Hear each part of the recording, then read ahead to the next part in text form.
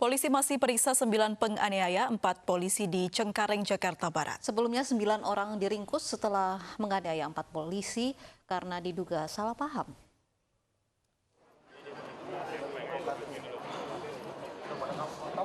Sembilan warga negara asing asal Nigeria masih diperiksa secara intensif di Polda Metro Jaya usai ditangkap setelah menyerang dan mengeroyok 4 anggota polisi di parkiran apartemen Green Park View, Cengkareng, Jakarta Barat. Penganiayaan terhadap sejumlah petugas ini diduga akibat kesalahpahaman. Para pelaku mengaku mendapat informasi ada pihak imigrasi yang hendak merazia. Padahal para korban penganiayaan merupakan anggota cybercrime Polda Metro Jaya yang tengah menyelidiki kasus penipuan online.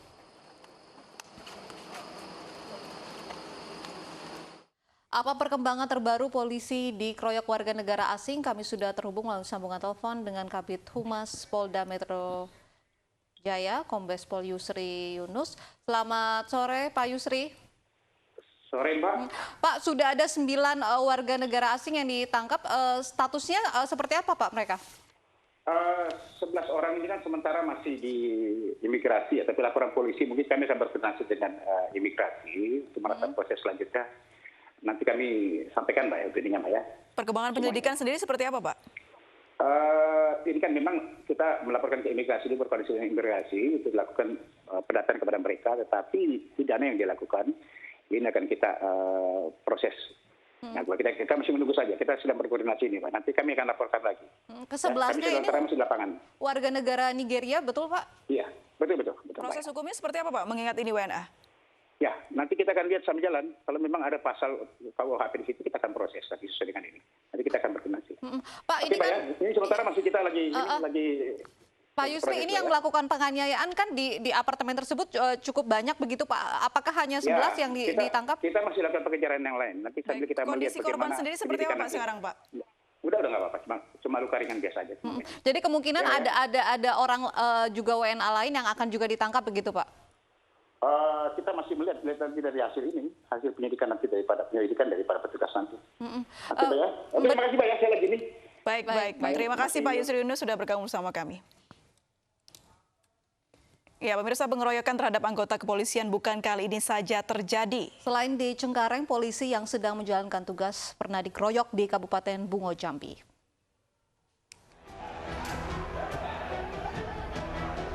Empat orang anggota cybercrime Polda Metro Jaya menjadi korban penyerangan dan pengeroyokan oleh sejumlah warga negara asing asal Nigeria di parkiran apartemen Green Park View, Cengkareng, Jakarta Barat. Penganiayaan terhadap sejumlah petugas ini diduga akibat kesalahpahaman. Para pelaku sebelumnya mendapat informasi ada pihak imigrasi yang hendak merazia. Padahal para korban penganiayaan ialah anggota cybercrime Polda Metro Jaya yang tengah menyelidiki kasus penipuan online.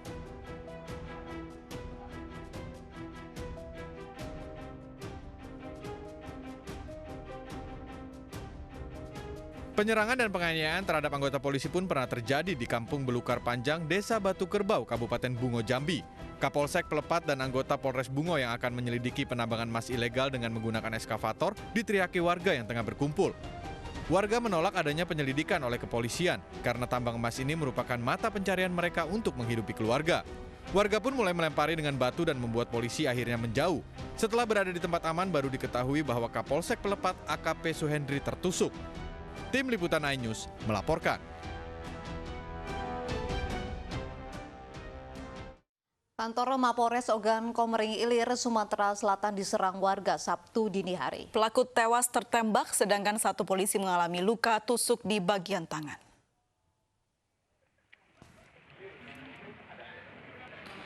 Pemirsa, dengan sengaja pelaku Indra Oktami, 35 tahun, menyerang dengan menggunakan mobil dan menabrak pagar Mapolres Ogan Komering Ilir, Sumatera Selatan Sabtu dini hari. Kemudian pelaku menyerang petugas yang sedang piket di pos jaga dengan benda tajam. Akibatnya korban Aibda M. Nur mengalami luka tusuk di bagian tangan. Sedangkan pelaku tewas tertembak. Selain itu, pelaku merupakan residivis kasus penganiayaan yang pernah ditangkap Polres Ogan Komering Ilir. Barang bukti berupa 1 unit dan benda tajam berupa pipa suling beras, gunting, senapan angin beserta 2 peluru karet disita polisi, dompet berisi identitas serta ponsel. Kasus penyerangan masih dalam penyelidikan, sementara sejauh ini belum ada bukti soal keterkaitan pelaku dengan jaringan teroris.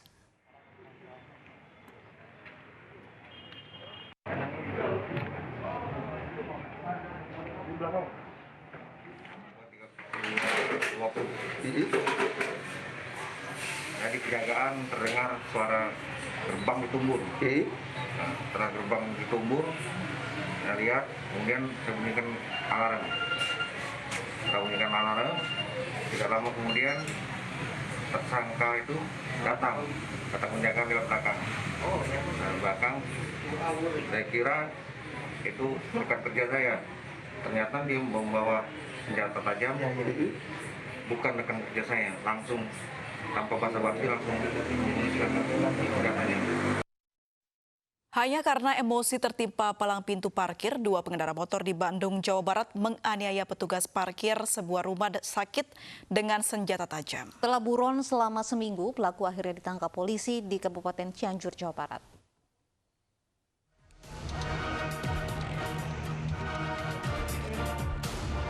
Polisi menangkap 2 pelaku penganiayaan petugas parkir Rumah Sakit Al-Ihsan, Bale Endah, Bandung, Jawa Barat. Kedua pelaku penganiayaan ditangkap di Kecamatan Cidaun, Kabupaten Cianjur, Jawa Barat. Kedua pelaku berasal dari daerah yang sama, yakni Kecamatan Majalaya, Kabupaten Bandung.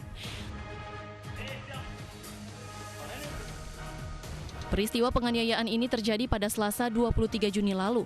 Pelaku yang tidak sengaja tertimpa palang parkir emosi dan menganiaya petugas parkir bernama Lutfi.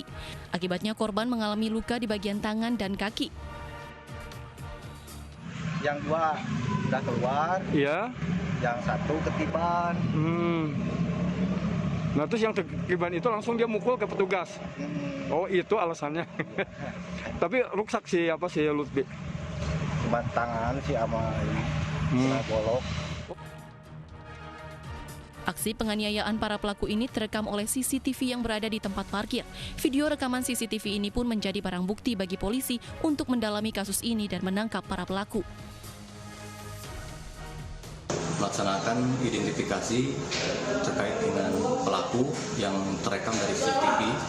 Selanjutnya dari jajaran kami melakukan identifikasi lebih lanjut dan melakukan pengejaran terhadap para pelaku yang sudah dikantongi namanya. Sementara itu, akibat penganiayaan ini, korban mengalami luka serius di bagian tangan. Dari Kabupaten Bandung, Jawa Barat, Sofat Endrawan, iNews melaporkan. Diiming-imingi akan bekerja di restoran, sejumlah ABG asal Cianjur justru dijadikan pekerja seks komersial. Prostitusi terselubung ini berhasil dibongkar Polsek Koja dan mengamankan 3 mucikarinya.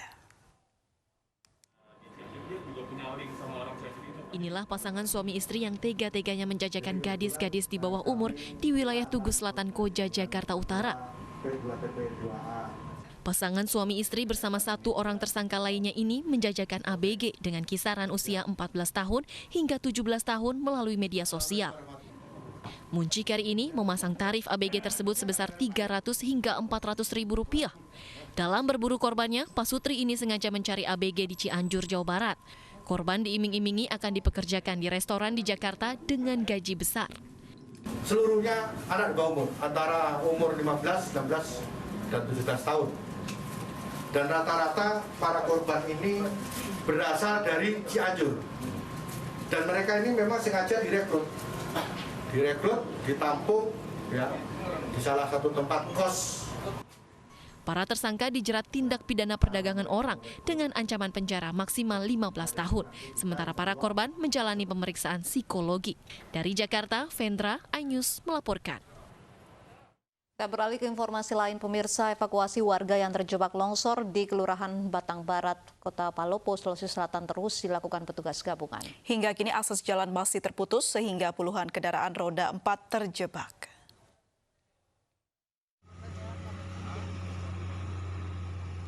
Inilah kondisi terkini longsor yang terjadi di kilometer 23 Kelurahan Batang Barat, Kota Palopo, Sulawesi Selatan. Longsor mengakibatkan jalan terputus sehingga banyak warga yang terisolir. Evakuasi warga di kilometer 21 dan kilometer 23 yang terjebak longsor terus dilanjutkan. Warga dibantu petugas gabungan harus melewati tanah material sisa longsor yang menutupi badan jalan. Puluhan kepala keluarga mengungsi ke rumah kerabat mereka, sementara sebagian lainnya tinggal di pengungsian. Terbagi-bagi, Pak. Selama ini kemarin kejadian, ada yang ke Toraja, ada yang masih tinggal di sini. Jalanan sudah putus, jadi kita tidak bisa lagi untuk jualan. Jadi begitu, Pak. Kita harapkan sekali bantuan berupa sembako utamanya. Sementara pembukaan akses jalan di kilometer 21 mengerahkan bantuan dari aparat TNI Polri dan alat berat. Warga masih menunggu akses jalan di kilometer 21 dapat dilewati. Hingga kini puluhan kendaraan roda 4 masih terjebak. Allahu Akbar, Allahu Akbar, Allahu Akbar, Allahu Akbar, Allahu Akbar, Allahu Akbar, Allahu Akbar. Longsor yang terjadi Jumat kemarin memutus jalan poros Palopo Toraja di kilometer 23 dan 21. Sekitar 30 mobil terjebak dan 7 rumah terseret longsor. Tidak ada korban jiwa, namun akses ke Tanah Toraja terputus akibat longsor. Dari Kota Palopo, Sulawesi Selatan, Nasruddin Rubak, iNews melaporkan. Ratusan warga di 5 kecamatan di Wajo, Sulawesi Selatan harus hidup di tengah kepungan banjir setinggi 2,5 meter. Banjir akibat meluapnya Sungai Walenai dan Danau Tempe ini mengakibatkan warga kesulitan saat akan beraktivitas di luar rumah.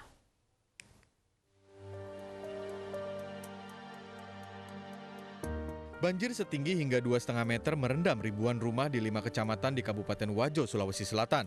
Selama lebih dari 1 bulan warga harus hidup di tengah kepungan banjir. Warga memilih untuk bertahan di rumah dengan menyangga rumah mereka menggunakan bambu agar tidak hanyut dan tenggelam akibat ombak. Banjir akibat meluapnya Sungai Walenai dan Danau Tempe ini mengakibatkan warga kesulitan saat akan beraktivitas. Mereka harus menggunakan perahu saat keluar rumah. Yang dibutuhkan warga Lelo sekarang ini adalah bambu. Untuk menyangga rumah sama antisipasi banjir masuk dalam rumah. Kelurahan Laelo dan Kelurahan Salomeng Raleng menjadi lokasi terparah yang terendam banjir. Dari Kabupaten Wajo, Sulawesi Selatan, Amnar Sengkang, iNews melaporkan.